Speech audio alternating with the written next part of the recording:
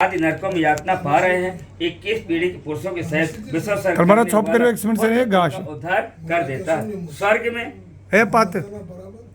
गए हुए फिर भी चौप इस प्रकार अपार भी होते कामना करते हैं, हमारे वंश में कोई पुत्र होगा जो विश्व स्वर्ग करेगा, उसके द्वारा किए गए विश्व स्वर्ग में हम सब परम गति को प्राप्त होंगे।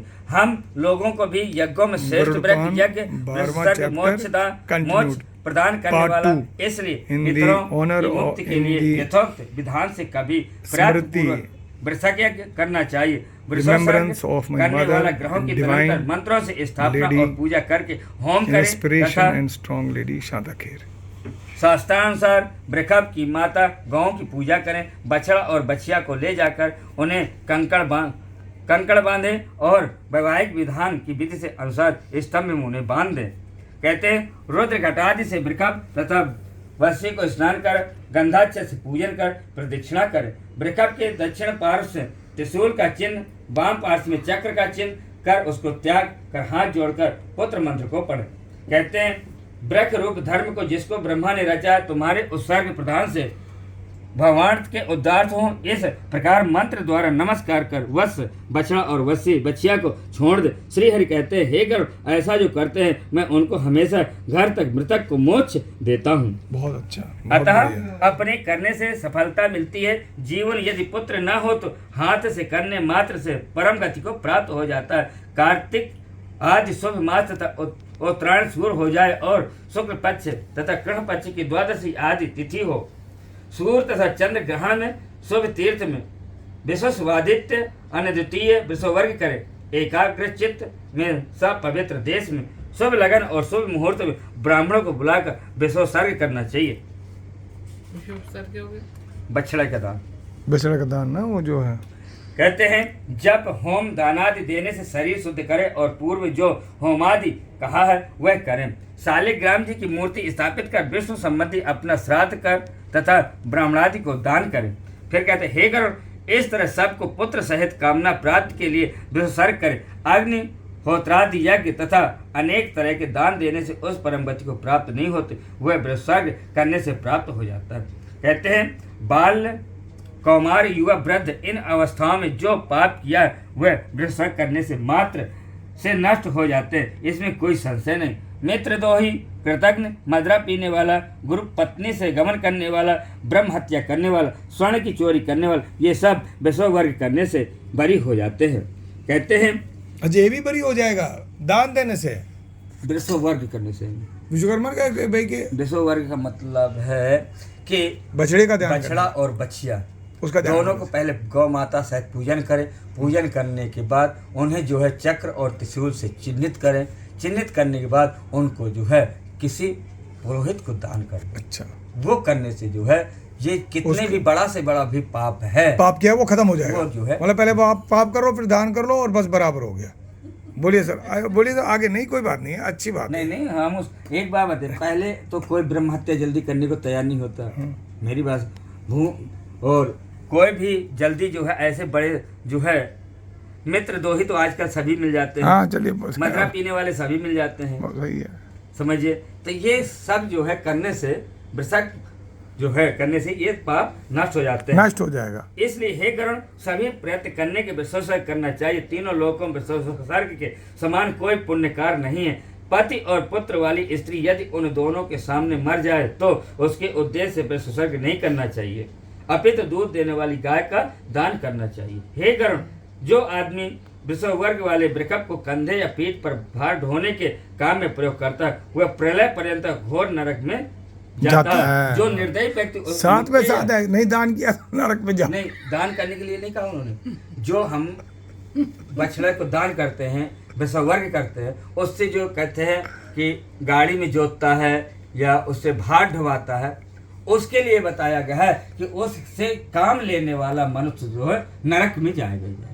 अच्छा, मतलब जो उससे जिसके लिए वो काम करने वाला उसके लिए नहीं बनाया है भगवान ने, उससे जबरदस्ती काम लेगा वो तो नरक में जाना ही है। वो तो अच्छी बात है, सही बात है। जैसे हमने विश्ववर्ग करके बछड़ा को छोड़ देते हैं ताक करके, हाँ, उससे फिर काम करवाएंगे, अगर काम नहीं करवा सकते, ढोएंगे या माल ढोएंगे या करें फिर तो पक्का नरक में जाना नरक में है। ही वो तो चले, वो तो नरक में भी और फितानी नदी में भी तो कहते हैं जाएगा। नरक में सारे जो व्यक्ति मुक्ति डाइन या उसको खा लेंगे। लकड़ी से बिरकप को मारता वह एक कल्प तक यम की यातना को मम्मी भी हंस रही है, बोलिए सही है, एग्री कर लिया कसम से मैं कह रहा हूँ, आप मजाक सोच रहे। इस प्रकार विश्ववर्ग का आशीर्वाद दिया सब उन्होंने। पिंडन के पहले जो 16 श्राद्ध है वह बताता हूँ। मरण स्थान में, द्वार में, अर्ध मार्ग में, चिता में, 100 के हाथ में, अष्ट संचय में, 6वां और 10वां पिंड दे। यह प्रथम भले नाम 16 पिंड कहा।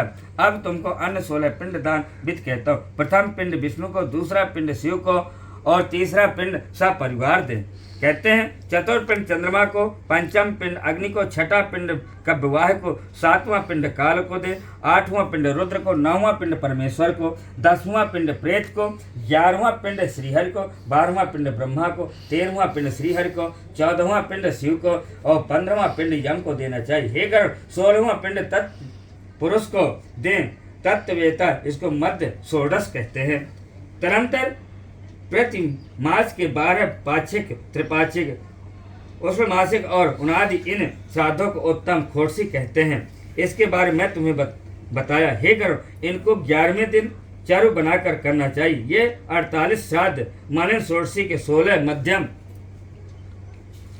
जी, षोडशी के 16 और उत्तम षोडशी के 16, इसमें मिलाकर 48 श्राद्ध कहे हैं। प्रेतत्व को नष्ट करने वाले जिस मृतक के उद्देश्य से ये 48 श्राद्ध किए जाते हैं वह पितरों की पंक्ति के योग हो जाता है। इसलिए पितरों की पंक्ति में प्रवेश दिलाने के लिए षोडश करनी चाहिए। इन श्राद्धों विहीन मृतक का प्रेतत्व सुस्थिर हो जाता है और जब वह षोडश संयक श्राद्ध नहीं किए जाते तब तक वह मृतक अपने द्वारा अथवा दूसरे के द्वारा ही गई कोई वस्तु प्राप्त नहीं कर पाता।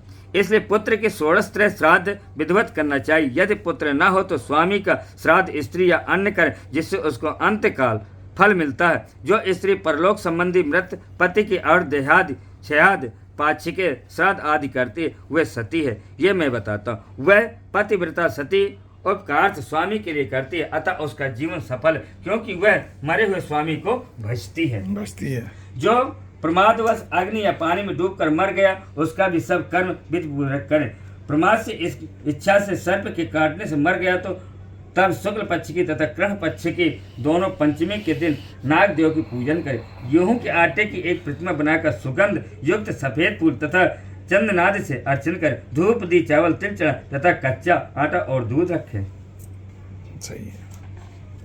कहते हैं यदि शक्ति हो तो स्वर्ण नाग बनाकर ब्राह्मण को दान देकर नमस्कार करें।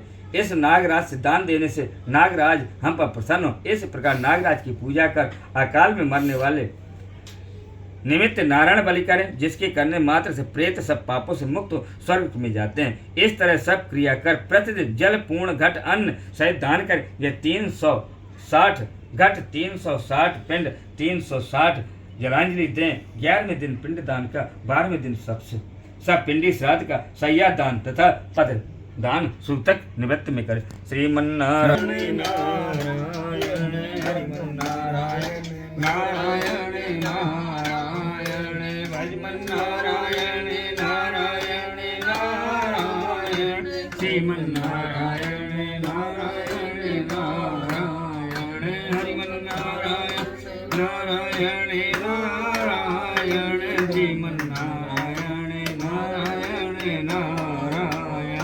हरिमन्नारायण नारायण नारायण बद्री नारायण नारायण नारायण कृष्ण नारायण नारायण नारायण राधा नारायण नारायण नारायण लक्ष्मी नारायण नारायण नारायण।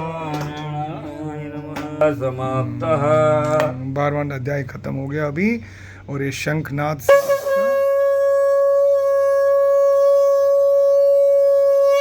समाप्ति का ध्वनि दे रहा है।